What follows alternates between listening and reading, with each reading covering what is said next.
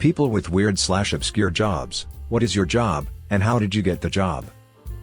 I work in a lab where I raise moths. I got it by telling my lab partner that I love bugs, and he hooked me up. Is it good pay? It's $10 an hour, but it's really good experience on my resume. Hope they don't mothball the company. I was a puppeteer for many years, and I actually got that job from an ad in the classifieds. It cracks me up that there is a scene in Being John Malkovich where he tries to find puppeteer in the classifieds and fails. I can't believe it. I remember that movie because at the time I was trying to become a cartoonist or animator, and there was no way I was finding anything like that in the classifieds. You actually succeeded. I used to be the assistant to the feline ambassador for an art museum. I was an assistant to a cat puppet. They had so many terrible puppeteers because they were hiring acting students from a local college. They wanted to be the show. No. The puppet is the show, you're just there to carry them around. The puppeteer should be almost invisible. I'm a house manager for a family of 4, basically, I'm a female butler. I've worked for them for 14 years starting as the kids' nanny, they're my second family, pretty much. I organize tradespeople, holidays, birthdays, daily meals, dinner parties, housekeeping, the list goes on. It's challenging at times, but keeps me on my toes, and I enjoy that. Do you manage staff, or is it a one-woman army job? Pretty much a one-woman army.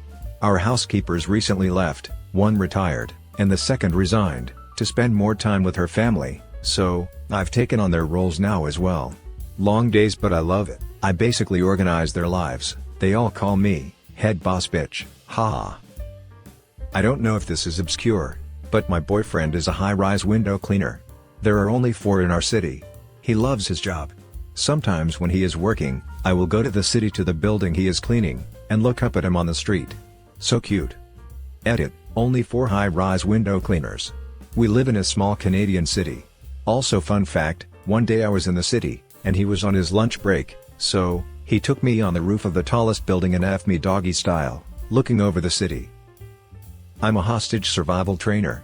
I was working in international development within IT, and was asked to go and sort out the finance system in Iraq, back in 2007. The ministry I was working in got attacked by a militia, and myself along with my 4 guards got captured. Over time, the guards were killed, and I got released in an exchange deal, after being held for over 2.5 years. I did an AMA about it, some years ago. Holy crap, I did not expect to find the Peter Moore in this thread. I read through your AMA a few months back, and was horrified, but it's very inspiring to see someone making the best of a horrible situation, and using that experience to help other people. Concrete petrographer. I just started this month.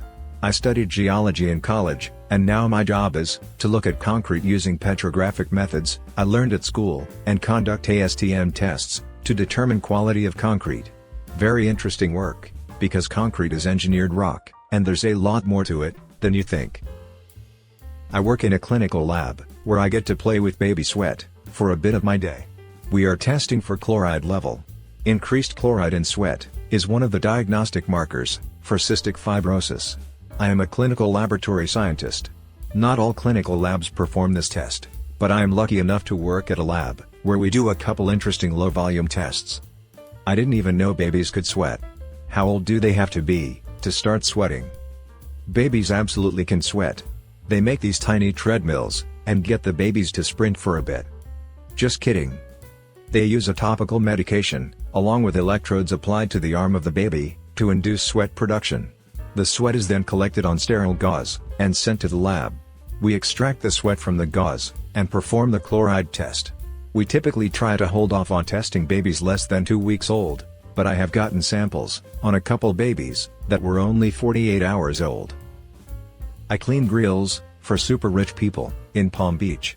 Even got to clean Michael Jordan's at one point. And it was recommended to me from a friend who was in sobriety with me after I got clean. We talking grills, as in barbecue, or the other type? Like $15,000 built into an outdoor kitchen, grills. My job's not weird. I'm a welder. But what I do isn't very common. I build Virginia-class submarines. Oh man, I have a book called The Yard, about the bath iron works, and everything that goes into building naval vessels. So much work. Good on ya. Just for your information, for people who don't know, people who weld holes on military subs are absolutely the top in their field. So, this guy is basically a god mode welder. I bet his job is making much money, too. LOL, thank you. I actually do weld the pressure hulls together. They don't just let anyone do that, though. You have to prove your worth to be able to do it. And yes, the pay is pretty sick. I'm a potter. Not sure if that fits the bill for weird. I used to be the manager for a museum art school, and began taking classes there years ago. Eventually, transitioned into being a full-time potter and pottery teacher. I used to cut pictures of wee-wees and hoo-has off packaging of adult toys. All day, every day. I got the job by being able to pass a drug test. The interview boss: "Can you pass a drug test?" Me: "Yes." Boss: "You sure? Because if you don't pass, I won't hire you." Me: "I understand." Boss: "If I pay for your piss test and you fail, I'll be mad." Me: "I haven't smoked in like 3 months, don't worry." I spent a year on a team reclassifying the Duke University library system from Dewey Decimal to Library of Congress. Had to learn like 4 different alphabets just to label them properly. Edit: Holy Mother. Didn't think anyone would care, but I can explain a couple of things. 1. Duke University has one of the largest research libraries in the world, with millions of books. In addition to the main library, we went through engineering, biology, art and divinity. There was also another main library on East Campus. The whole operation took about 2 years, I think. I was there from December 2006 to February 2008, when the project ended. 2. The Dewey Decimal System works perfectly well for small American libraries that cater to an English-speaking, Judeo-Christian populace. The Library of Congress system is more egalitarian, and perhaps more importantly, has unassigned sections for disciplines that have not yet been discovered. Large university libraries and other world-class collections are better served by the lock system. 3. I don't quite remember the number of people on our team, but it was about 15 of us doing the physical labor. We were a company that did contract work for libraries. We mostly labeled books, scanned barcodes and reshelved. 4. The reason I learned those alphabets was because we had to meet production, and the barcode sheets only use the Latin alphabet. Most of the time, the barcodes on the book and the labels matched, but sometimes they didn't, or were missing altogether, and then you'd have to waste precious time figuring out what was going on. I'd scope ahead when we were about to hit a section in another writing system to make sure I was prepared. So, not job, but company/industry. I was their first marketing person. I worked at a company that specialized in phased array, ultrasonic, non-destructive testing. The technicians made a shit ton of money and got to work in crazy places like nuclear power plants in Canada and offshore oil rigs in Norway. They even worked on some of the NASA launching pads. Past job: I worked at a whorehouse. I was the receptionist. Guys would come and it'd buzz them in after confirmation of their appointment from the intercom. They would enter, check ID, get then a water or pop, take payment. Then it'd call the girl from the intercom, and they would let him to the room.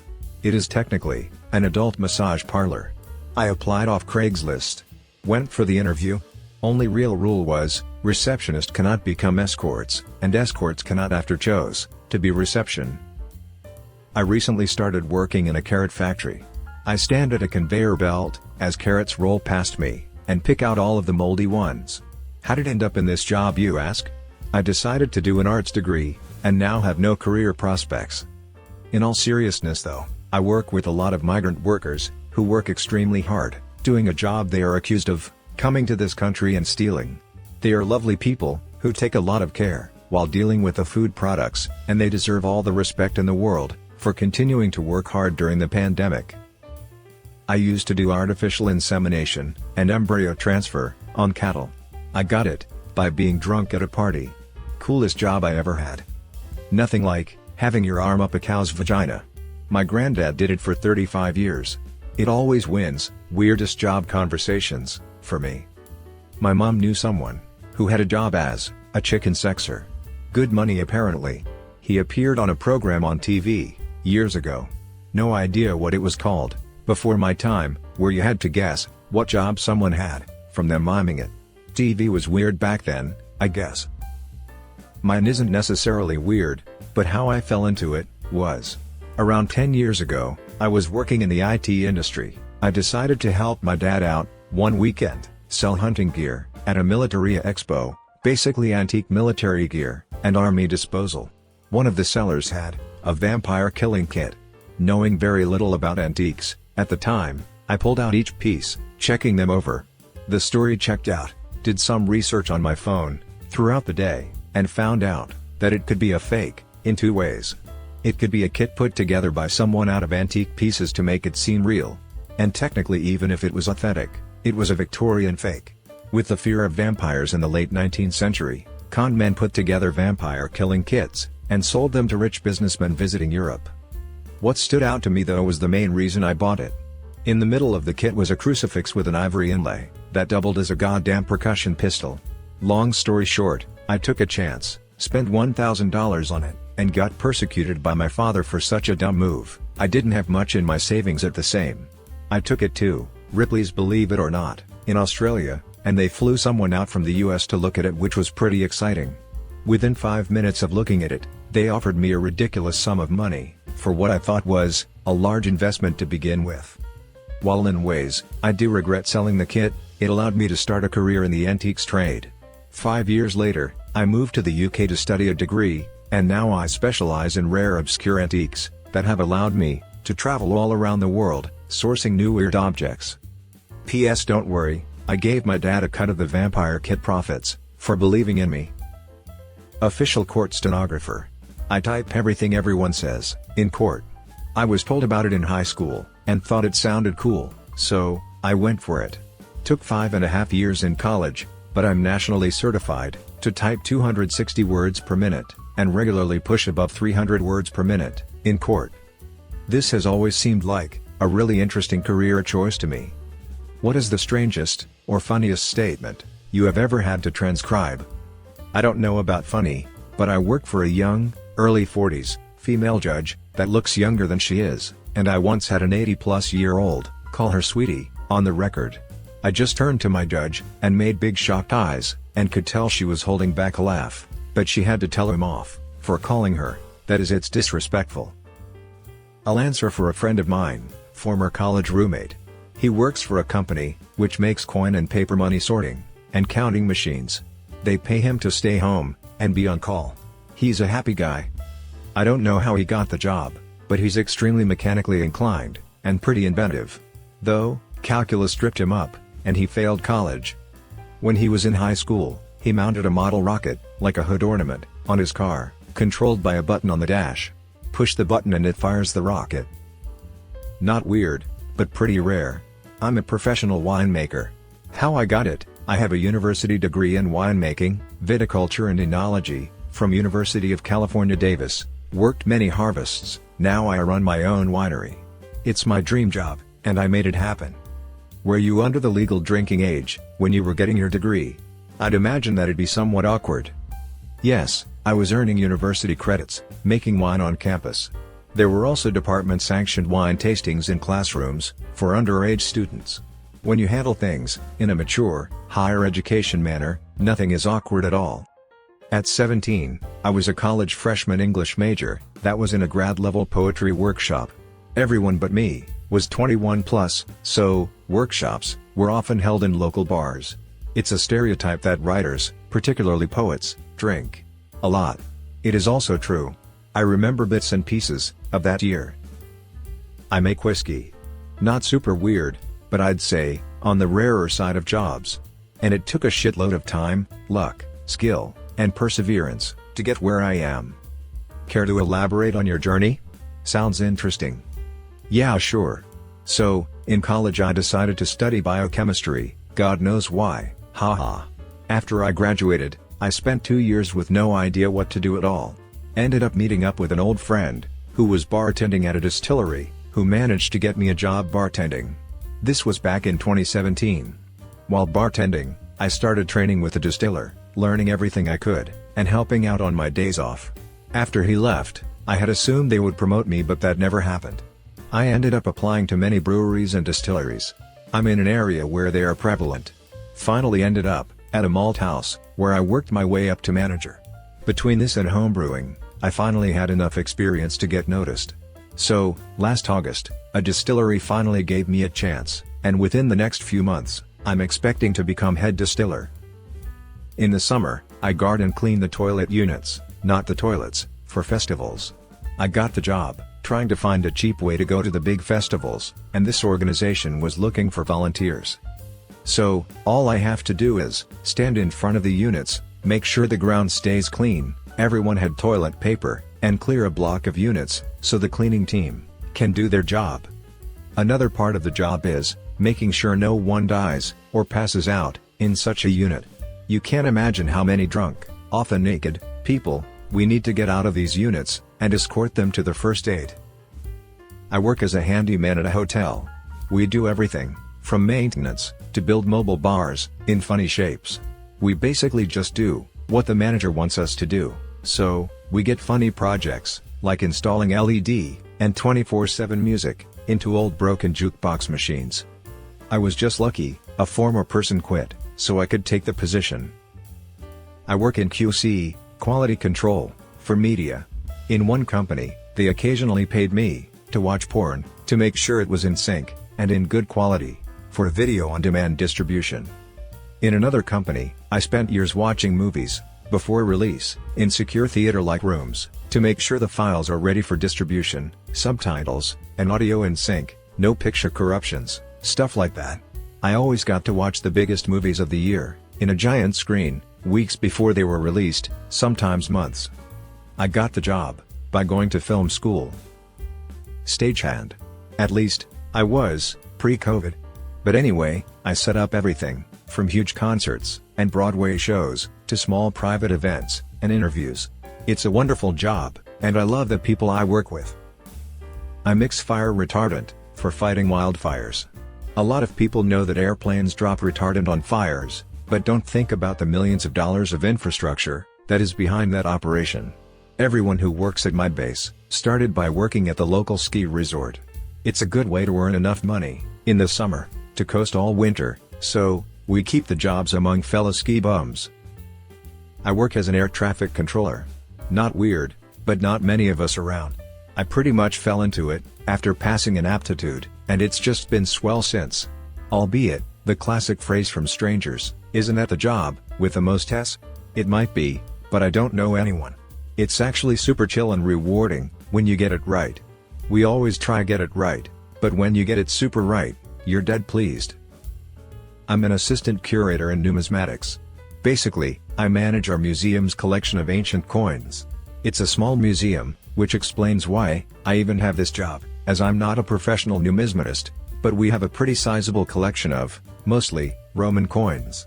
But we also have Greek, Hellenistic, Byzantine, medieval European, Chinese, Islamic, and Crusader Kingdom coins. I catalog coins, appraise them, do any research that is required, and help incorporate coins into our exhibits. I also do educational outreach, so I hold workshops for our volunteers and the public. I work with professors in the history and archaeology departments of the university we're attached to, in order to help them incorporate numismatics into their curricula. Edit, forgot to add how I got this job. Basically, I came to university and decided to volunteer with the museum because I like history. I did tech support for the first year, and then the director asked me if I would like to train in numismatics. I said, sure. 5 years later, here I am, managing the collection. Full-time in the summer, and part-time during the academic year. I used to digitize my local newspaper's old photo negatives for the local archives. I got to see the most amazing snapshots of everyday life, and how my hometown lived through and reacted to major world events, such as the World Wars, and the rise of technology and innovation. It was a great job, and I got to bring the pup to work. For 4 years, I was a fake priest in Japan. I first worked for a company making $90 to $100 for a 15-minute ceremony. When I found out I could cut out the middleman, I started on my own, and started making 200 a wedding. I remember one day, I had 6 weddings back to back, and made 1,200 in a day. This was huge, back when I was living in an English teacher salary, in Japan. It was so much fun. The brides were more than often super hot and so were many of the guests. I felt like Jesus, but kind of dirty. There was one time, when the Japanese family was actually Christian, and they freaked me out, when they actually started singing along with our hymns. I had to remember not to make the Catholic cross gesture, cause I was dressed like a Protestant. It really threw me off my game. One time, I had to read a scripture in Dutch. I told the organizer that I don't speak Dutch, and they told me, just to make it up, so, I went full Swedish chef, and everyone loved it.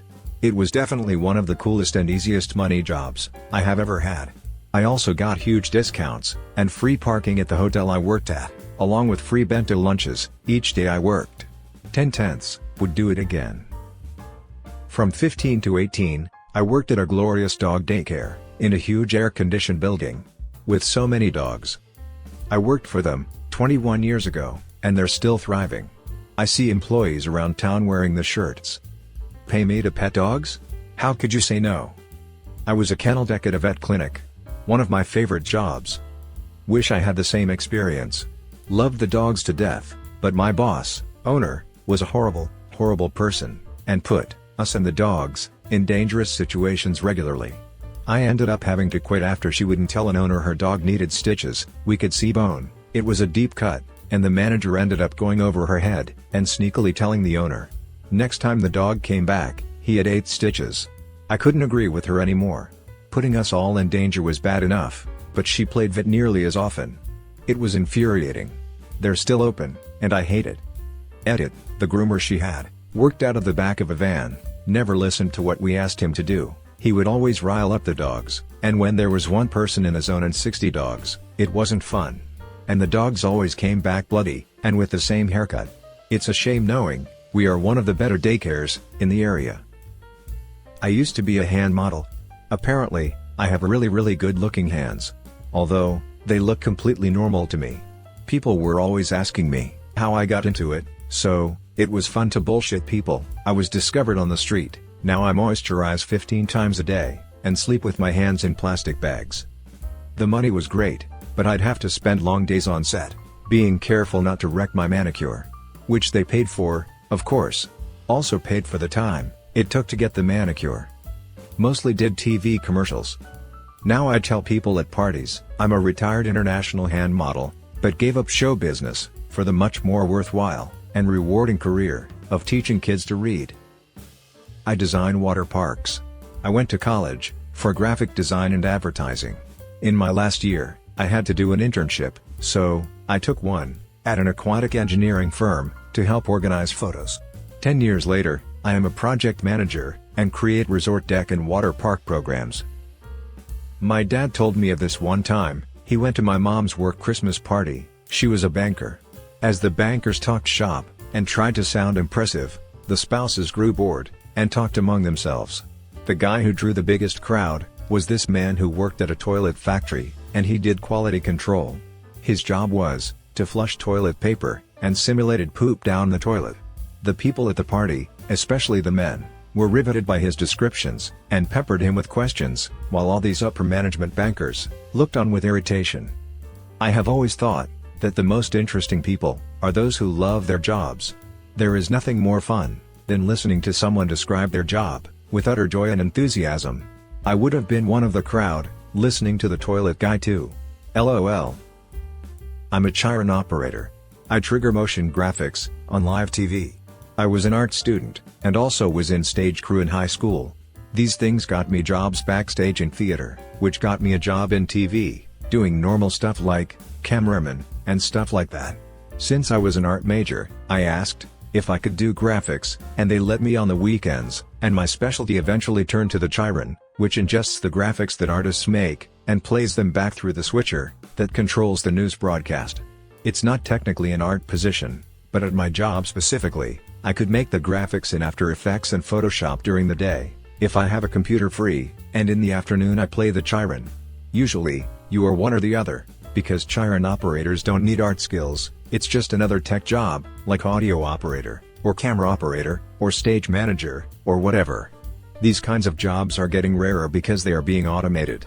But since I'm also an artist, I get to keep my job, because if someone leaves, I can take their job. Working in college student affairs is kinda weird, what I do. Most go to school for a master's degree, to enter the field, but it's a job or profession that no one talks or knows about, until they stumble/fall into it towards the end of their undergraduate career. It's laughable how many in the field have this story. It was my senior year of undergrad, and I was just a couple months from graduating, and work in X field with my degree. My on-campus job supervisor approached me, and asked, "You're really good at this, have you considered working in student affairs, as a career?" I said, "No, what's that?" They explained it's what they do, and what they got their masters in. I said, "You can go to school for a master's and do what we do as a career?" They said, "Yes." So, I said, "Son of a bitch, I'm in. Now I'm here."